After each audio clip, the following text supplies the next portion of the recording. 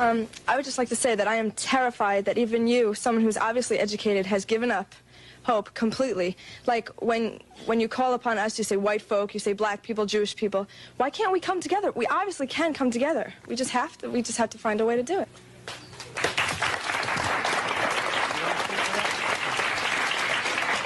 The desire is good, but the reality is the total opposite of your desire. And unfortunately, as a young lady, you are not in the position of power to make the decisions to make America work.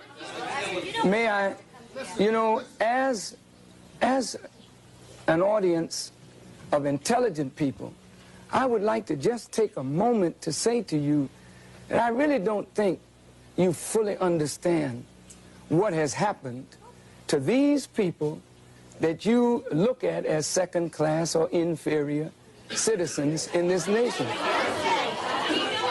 Black people who were brought to this country were stripped of their names, language, culture, religion, God, and taken totally away from the history of themselves. Here are 30 million people who don't wear their own names, they wear your names. Who don't speak their own language, they speak English, which is not their language.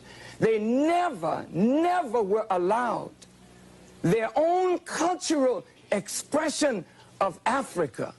Don't you realize that when you turn a people upside down and inside out, then sell them not for a day, not for a year, but for 300 years, and deny us the human right to know, to read a book, to learn, to understand. And then after 300 years of that, you allow us into the church, but by that time you've painted Jesus white, God white, the angels white, and then all these black people have been subjected to a form of white supremacy, which produces in the reverse a black inferiority. And this is fulfilling what Jesus said, as a man thinketh, so is he. And as long as our people think the way they think, we will never be able to do what we as a people should do to correct our condition. Over here, please.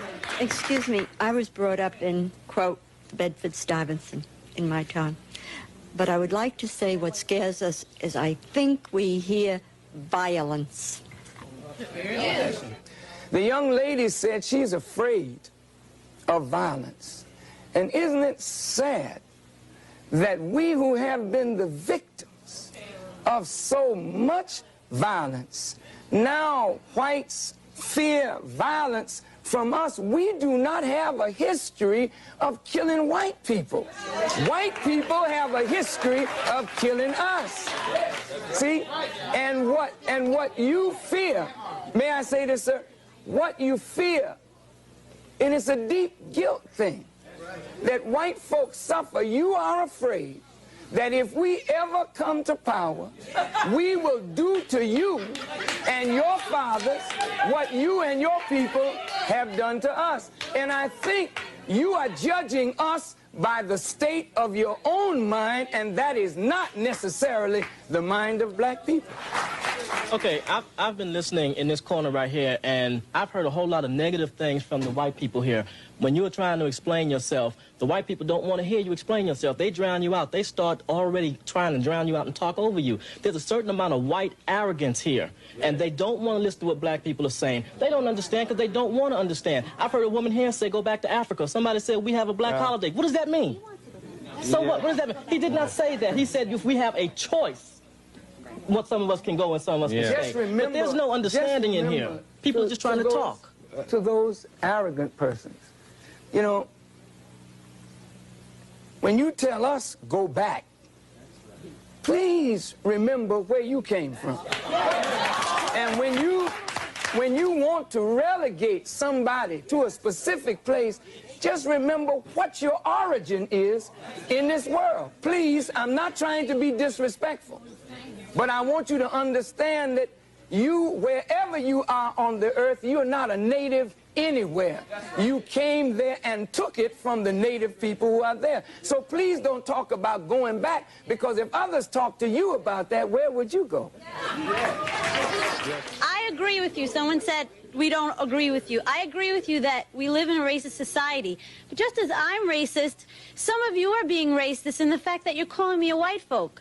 I realize that things that I have, things that I have, I realize most of them I may have gotten because I'm white, and I am privileged because I'm white. But I do feel guilty. There are feelings of guilt from being white, and I realize that. But you're building walls. We build walls this high. We're separated right now. The white people are on this side, and the black people are on that side. No, I mean, I feel that you are prejudiced towards white people. Yeah, it becomes apparent more and more as we listen to each other and try to talk to each other that we don't perceive reality the same. And as we're talking about either reconciling differences or separating, it becomes clear that if two people are looking at the same thing and perceiving it so differently, then the two people are operating under a different stimulus. And so when the young lady says, I am prejudiced, to be prejudiced means to judge before the fact. After 400 years of living and experiencing, we're not prejudiced. We are looking at the reality of what we have suffered and continue to suffer. Are you there? Yeah. Don't we need to begin with education, begin with rewriting the textbooks in America to tell the truth about blacks and whites in America in context? Yes, yes. Please, please, for 1 second. Yes. That's what I wanted to, Minister Farrakhan, the education system. Our children right now are being miseducated. What can we do so that we can inform our children, educate our children? And it's sad because white folks don't know anything about black history. And it's pathetic that white folks have to wait till February to find out that we were slaves. I would like us to speak to what are we going to do to improve the education of this whole society, which have cheated them from our true heritage. May I respond? I said in the first segment it was a crime of omission as well as a crime of commission. And that crime has affected both white and black. White folk have been made to believe that the history of civilization begins in Egypt and that Egypt was a white civilization. And that many whites have been made to believe that black folk were just in the jungles of Africa running around with no clothes on and never contributed anything to the advancement of civilization, while at the same time there are Masons and Shriners.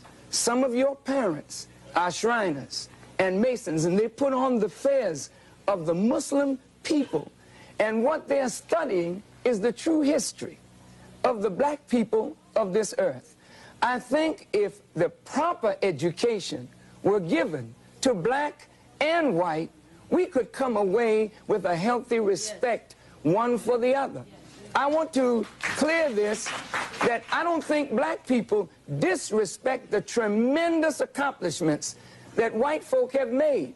But if white folk do not know what black people have contributed to the advancement of civilization, it leads to a disrespect of a whole segment of the population. And this is why today I will say that black children, as much as we need education, we don't want to go to these schools because the food that we are being fed is not proper. But any one of us can go into the schools where there's no discipline, where there's madness in the corridors, and we can speak to our youth and get their attention in a matter of moments, because we are teaching them that which their souls yearn for, that is a proper knowledge of self. And if they won't give it to us, we have the responsibility to give it to ourselves.